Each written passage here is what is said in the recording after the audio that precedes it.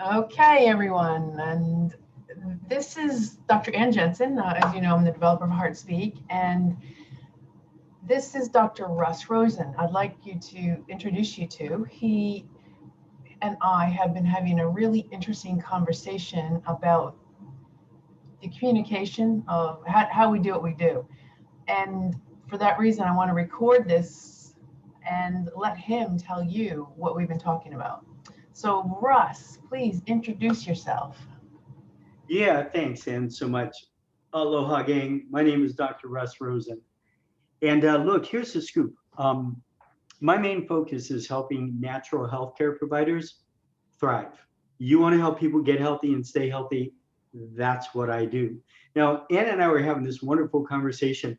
I was introduced to Ann because some of my clients do HeartSpeak and were raving about it. And they said, you got to meet Ann. So we had this really great connection. And she said, well, let me do it on you. And I was like, wow, that was really good stuff. So I'm going to be introducing my docs to HeartSpeak.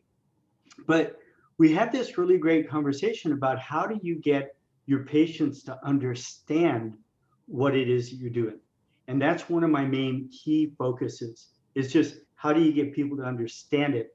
And we use what we call the neuroscience of communications. And that's what I'd like to share. So far, so good. Yeah, that's great. That's what we need because HeartSpeak is so new to a lot of people, and some of the concepts that we use might be a little bit foreign. So this is great. Yeah, so good. So look, I want to give you a very quick wrap of what I call the neuroscience of communications. The neuroscience of communications is a science. You can apply it to banking or marketing or healthcare people. I'm just going to apply it to how we communicate. So if you're in a consult or an exam or a report of findings, it's just a particular way of communicating. What I want to do is just take a look at what is HeartSpeak? How do you get people to get it? How do you get people to value it and want it? And then how do you get them to understand what it is that you're doing? And here's a hint. We're not going to give them like an hour lecture about the science because it'll put them to sleep. So so we start off just looking at the neuroscience of communications, which basically goes like this. When you have a conversation with an average person, they will hear about 25% of what you have to say, and vice versa. Because as they're speaking to you, you are trying to think about how you're going to respond. And you're thinking about, oh, yeah, I got to go pick up some eggs, right? And man, she is really pretty, that gal. And look, we're wearing the same color. And there's all this stuff going on in our head, right? And my question to you as a doctor, Dr. Ann, how much of your information would you like to get your patient to understand? All of it. 100%, right? That's But it. here's the problem. The average is 25%. So we got to do something different. So the way it works is this. We all have a reptilian brain, right? The reptilian brain is about survival, food, fighting, and fornication. You all remember that from school, I'm sure. And what it's doing is filtering. Now you've got hundreds of thousands of impulses per second coming up to the brain, and most of them are being filtered out, right? So right now, and can you feel that shirt on your shoulder? Not before you mentioned it. No. Yeah, not before I mentioned it. You can now because your reptilian brain is going, I got to, yeah. But a moment ago, that was one of the millions of impulses per second that your brain is saying not important, right? This is about survival. So the reptilian brain is about survival. And if it's filtering out our information, it never makes it up to the brain. It doesn't make it up to the thinking part of the brain, which is we've got to get our information to the thinking part of the brain if we want them to understand what we're talking about. Imagine you're sitting in class and you're looking out the window and you're going, God, the North Shore is going off today and I want to surf.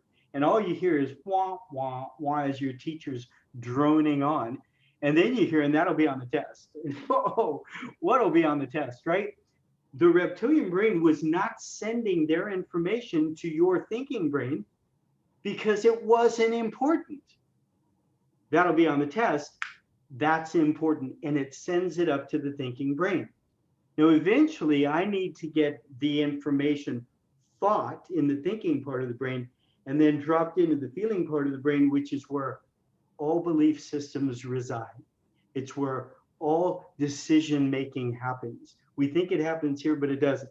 It actually happens here, and then this tells us why we did it after. It makes up a whole story.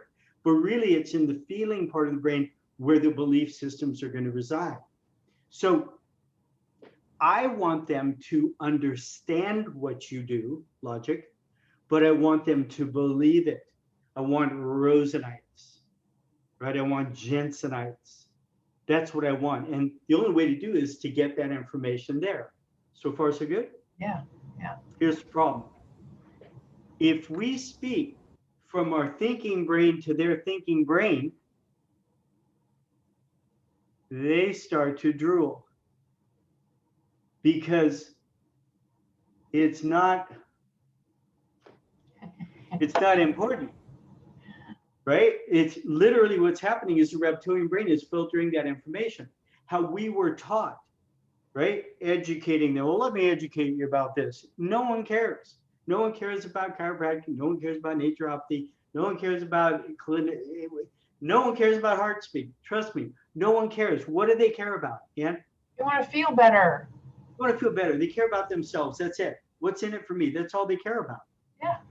So if I can learn to, instead of speaking from my thinking brain to your thinking brain, and I can speak from my thinking brain to your reptilian brain and get your reptilian brain to say this is important, it will naturally send it up to the thinking brain.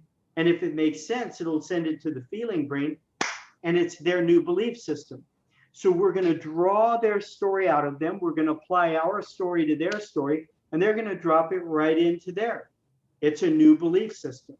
So far, so good? Yeah. How do we do it? All right.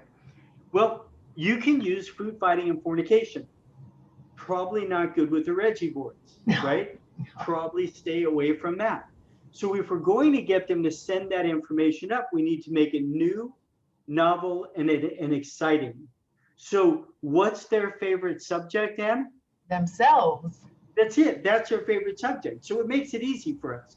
In our consultation, we're drawing their story out of them, right? We're using Socratic questions. So what's a Socratic question? A Socratic question is something that makes you do this. Her? Yeah, it's a head scratcher. It's what? So, Ann, what's your last name? I forget. What's your last name? Jensen. And did you already know that, or is that new to you? That wasn't, I already knew that. Yeah, you already knew that. So that's not a Socratic question. Here's a Socratic question.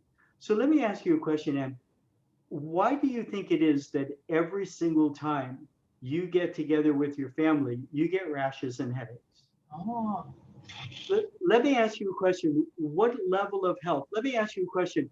Where do you want to get to? Let me ask you a question. Why do you think this is not resolving? What you'll see them do is they'll go like this. They're literally taking the information from the reptilian brain. They're sending it to the thinking brain. You can see them send it there, and they will go, they'll look right in your eyes and give you an answer. I now know that 100% of my information got there. Once they give me the answer, that answer most likely is going to fit with what I was shooting for. If not, I'll help them through it. And now I drew their story out of them, applied my story to their story, and it's a new belief system, 8-ball corner pocket. So far, so good? Yeah. All right. So we're going to use Socratic questions. Now, at some point, we may want to go like into my consult and that kind of stuff. And I just show you, it's just a series of questions you ask people. Right now, the thing I wanted to jump in with, just because we'd had a lot of fun with it, was examples of stories and metaphors. So here's the deal. If I can connect a new concept to a concept that you already know to be true, it will now become your new truth. That's why metaphors are so powerful. It's why great teachers use stories and great teachers use metaphors. I don't know a whole lot as far as the Bible goes, but I know there's a lot of metaphors Yeah. in the Bible. In HeartSpeak too. In HeartSpeak too, we use a lot of metaphors and imagery. So yeah, it's great. Because it goes to the right part of the brain, right? This is the little tiny bit going on here. Here, that's a lot. That's where this stuff is going on. Feeling And we can talk therapy them until we're both blue in the face. If it's here, it'll work. If it's here, we got real problems. We're missing 94 to 99% of the problem. Would you agree? absolutely. All right. So one of the things we were talking about was, well, how do you help people understand what a trigger is? Mm. And we can explain, well, a trigger is it's a neurologic, and they're just in moments they're drooling. Or we could do one like this, and this is one of my favorite stories.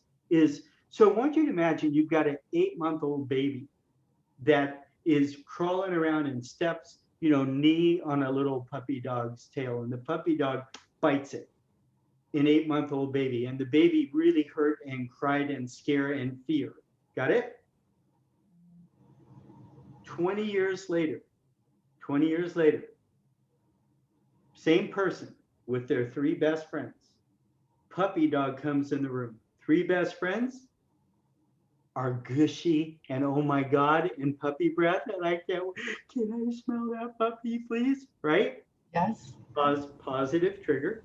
Yes. But you don't have that response. What do you have? I freak out and I'm like, oh, get that puppy back away from me. In fact, this just happened last week to one of my patients. It's literally the part of the brain in fight or flight. Why? Because that's where that story is stored. So they might get a rash, they might sweat, their mouth will get dry, their hands will get wet. That's why everybody talks about, that's why God did that. So you can lick your wet hands when your mouth is that dry, right before you jump out of the plane. But that's what happens. So all this fear comes up and it is completely irrational. Yeah, they have no idea why they're feeling like They have that. no idea why. So here's my question. Do they consciously remember being bitten at 8 months old? Not at all. But in the feeling part of the brain, do they remember it? Absolutely. They don't forget. That doesn't forget. Absolutely. So if I was talking with a patient about a trigger, I'd say there are positive triggers and negative triggers. Is that true? Yeah. Well, we don't use positive and negative. They're just triggers, but some are helpful and some are not. Thank you. Yeah, that's more what I was looking for. Some are helpful and some are not. And are there conscious and Oh, absolutely. unconscious? Most of them are below the surface. Most of them are below the surface in what we would call unconscious or subconscious? Non-conscious, yeah. Non-conscious, okay. So then you can imagine the story that I'd have to get into with this person to getting into conscious and non-conscious and versus little baby tail gets bit. 20 years later, sees a puppy, freaks out. Every time they see a puppy, they freak out. And all their friends are going, dude, what is wrong with you? Get over it. Just get over it. Right? And they're going, I would like to. I would like to not be afraid. I can't help myself. Exactly. That's a trigger. Yeah. And the question is, have we all had those types of experiences in our life? Absolutely. Yeah, 1 or 2 or lots. Oh, we're constantly triggered. We're constantly triggered throughout our day. Constantly. So here's the deal. If we note that some of your health challenges, whatever we've been talking about, neck pain, back pain, headaches, gas, bloating, indigestion, constipation, I don't care, whatever their issues are, if we note that some of those might be related to these types of unconscious triggers, what do you think we should do to help you with this problem? HeartSpeak. Yeah, deal with the unconscious trigger, which is why we use HeartSpeak. That's it. We took stories and metaphors of things that they already know to be true. We took our information and we just dropped it right in there. And now they go, oh, I get how that works. That makes sense. Here's another version. This is something we were talking about, which I love these kinds of conversations. I would assume that a lot of your practitioners, chiropractor, naturopath, osteopath, holistic medical doctor, clinical psychologist, like, doesn't matter. If they're using HeartSpeak, most likely they also do some other kind of work other than just HeartSpeak. Oh, most of them do, yes. Okay. So if we've got any hands-on docs, chiropractor, now you're doing also things with your hands, and you're not, say, just doing talk therapy, most of us are talking about physical, mental, emotional, biochemical. That's a common thread of the people that I coach. Yeah. Okay. Again, this gets really tricky. Well, there's something called the triangle of health, and there's mental, emotional, biochemical, and it's these long, drawn-out stories with people, and we could just use a quick story. So I'll play with you. So you're a patient, and I say, so let me ask you a question. So let's assume you've got foot pain. And I go, let's assume that your foot pain is caused because you have a nail sticking through your shoe, and every time you step down, that hurts, okay? What do you think we should do to help you with your heel pain? Take the nail out. I'd agree. You'll notice I agree, right? It's her story, not my story. This is in that part of the belief system now. All right, let's assume it's not caused by that. Let's assume, and I'm a chiropractor, let's assume that you have a subluxation, which means there's nerve interference right here in your low back, and the sciatic nerve goes right down to your heel, and it literally can feel like a nail every time you step on it. And let's assume that is the cause of the problem, is this subluxation up here. What do you think we should do to help you with your heel pain? Just where the subluxation is. I'd agree. You'll notice I agreed. And then I'm going to use another quick story. So let me ask you a question. If you step on a puppy dog's tail and it barks out the mouth, and we want to get it to quit barking, should we take out the vocal cords or what? See why it's barking. Yeah, if I step on the tail and it barks out the mouth. Oh, okay, step on the tail, yeah. Yeah, get your foot off the tail. Yeah. Right? So then again, if this is a nail, we should probably take the nail out. And if it's stepping on the tail, if it's a subluxation, what do you think we should do? Well, get rid of the subluxation. I'd agree.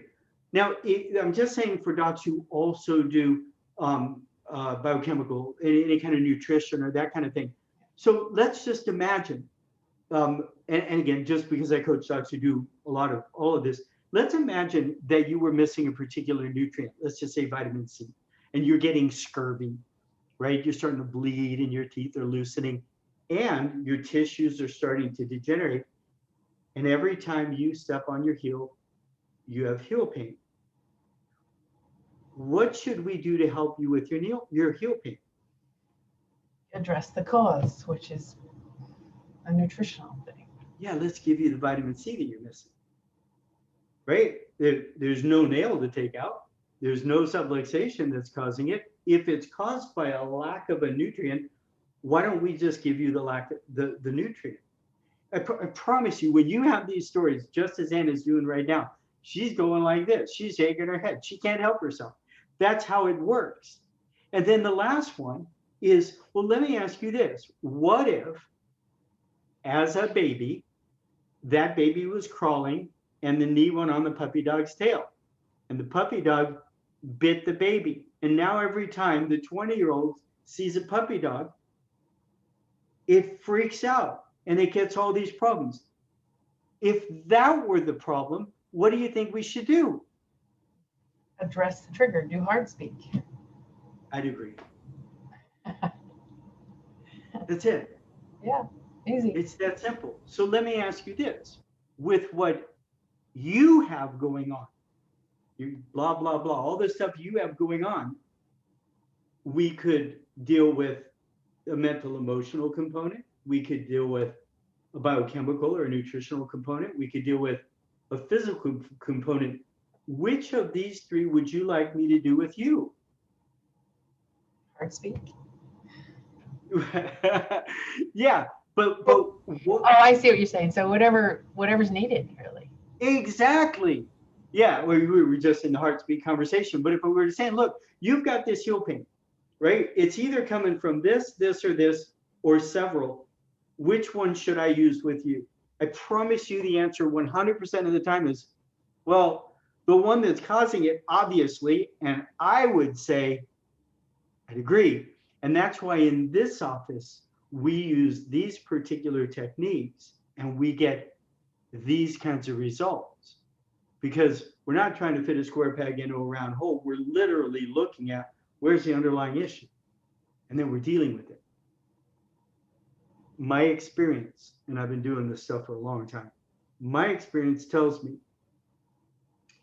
this component, the feeling brain component that HeartSpeak can address is Huge. that big. It's huge. That big. It's you would think that it's the physical component, but so much of it has to do with all the traumas that we've had and the loop that sets up, right? The loop that sets up. And so, and we okay on time here, we okay on time. I'll just give you my version. For those of you who are chiropractors, we talk about the subluxation, okay? And so my version of a subluxation is a little bit different than many of us learned in school, but it's really just, if I stepped on a nail, would that affect the bottom of my foot? Yes. And then if I went like that, could it affect my ankle? And could it affect the muscle? And could it affect the muscle spindle and the Golgi tendon? And could it affect the lateral tract? And could it affect my 10th cranial nerve? And could it affect my facial nerve? And could it affect, yes, and that's just the afferent. Now we have the efferent, right? So the subluxation is a state of disapparentation, disefferentation. What do we call it? The safety pin cycle. That's one loop. That's one loop. Now, how many times when there's been a physical trauma, is there also emotional component? A lot. Almost every time, yeah. Right? Now that's one loop. That's one loop. Now I've got a problem. I now have a foot problem. How much of the time now do I have some emotional component? About 100% of the time, right? So this is where it gets so interesting for me. You can have an Atlas-only person. It can break that cycle and reset. You could have a Logan Basic down at the butt. That could reset. You could have someone dealing with the muscle. That could reset, right? But if you're not dealing with the feeling brain part, the 94 to 99% part, you're missing a big piece of the puzzle.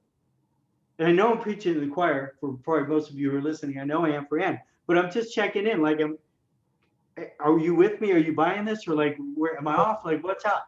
Well, I am clearly, but yeah, I can imagine all our listeners would be, they're all heart speakers. So yeah, it's such a big factor that, you know, we'd like it to be simple. We'd like it to be just a nail and remove the nail and we're done, but it's not that simple. It's not, which is why, look at this office. And I know your friend Sally referred you in, and she had mentioned that we really got results because we got to the underlying cause of the problem. And it's why I'm not going to just keep banging away on the same thing with you. Each time you come in, I'm going to take a look, depending upon how you practice, right? But I'm going to really look at right now, the layer that's up for you, the layer. Sorry, I'll just mute. I don't, this is okay. Yeah, the layer that's up for you, we're going to take a look. And if we need to deal with this component, we will. And if we need to deal with this component, we will, right? And then again, just depending upon how you practice, docs that I coach who use HeartSpeak, some of them, I'm doing what I do during my session and I use HeartSpeak when it shows up. Some are saying I'm using longer sessions and I'm going deeper with people, you know, extended sessions. Some do both. I don't care. As long as you can make it make sense to them. What is HeartSpeak? Well, when we have traumas, our body does this. Puppy dog, right? Now you can you can try and think your way through it. You can talk therapy. It's not going to work. You've got to get to that. HeartSpeak is a way of going into the feeling part of the brain. And what words would you use? And softening that trigger. Thank you. and softening that trigger. So when you do see that puppy, instead of it going red alert, it goes, huh. And then eventually, my assumption is I can eventually love puppy breath. Absolutely. Is that true? Absolutely. Yeah. So that's HeartSpeak. That's trigger. This is how we can help. This is why what we do in this office, right? And to me, I look at an umbrella. You know, am I a chiropractor? Yeah. But what do I do to help people get healthy and stay healthy for a lifetime? Anything under this umbrella. Do I do hands-on work? Yep. Do I do HeartSpeak work? Yep. Do I use nutrition? Yep. Do I use detoxification? Yep. How come? Because I want to help people get healthy and stay healthy. That's it. That's why I do what I do. I do it under this umbrella. And just you know, so you don't get in trouble. Obviously, you've got to look at your license and where you live and what you're allowed to do and all that kind of stuff. I'm just saying me personally. That's how I do it. But if I'm not dealing with the 94 to 99% of the brain stuff, I'm missing the boat. I'm missing the boat. And the thing I love about my own, you know, I've only had one experience so far, but it was so profound because it was just so simple and easy. There was nothing confrontational. I was just there, and all of a sudden, I just felt this. It was like I raced my Corvette, and when you drop it into fifth gear and you're going about 125 miles an hour, coming into a turn, the car goes like this. The aerodynamics just suck you down to the ground. So when you go into the turn, you can turn, you hold, right? It's what it felt like for me. When I was doing that with you, all of a sudden I went, I just like sank into myself. And life is good again. And life is good. Yeah, so that's my 2 cents, you know, some things that y'all may want to play with, you know, and just see, you know, if you like. And if you like, I can give them a link where they can watch an on-demand webinar on that whole communication process thing. Does that? Yeah, that would be helpful. I'll include that link when I send this out. Sure. Yeah, if you go to the so THEOHC